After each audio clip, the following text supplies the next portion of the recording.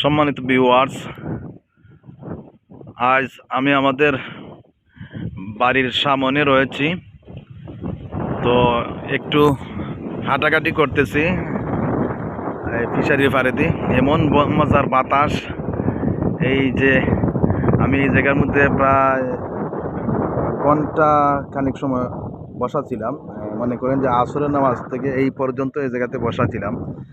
তো আমি আরও আগে যাইবার ছিলাম, তো আমি কিন্তু একা একা বসেছিলাম, কিন্তু আমার সাথে আর কেউ নাই। কিন্তু এই জায়গাতে আমার উঠবার মন চায় না। তার কারণ কি জানেন? এই যে মজার বাতাস আপনারা দেখতেছেন, এমন বাতাস আসলে কয়জনে এই বাতাস তার গায়ের মধ্যে লাগানোর সৌভাগ্য রয়েছে। আসলে যারা বাসা বাইরেন তোতা হন, এই বাতাস তারা আসলে খুবই কম পায়।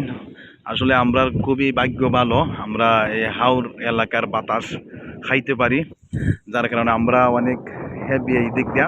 তো আমাদের জন্য দোয়া করবেন। আসসালামু আলাইকুম।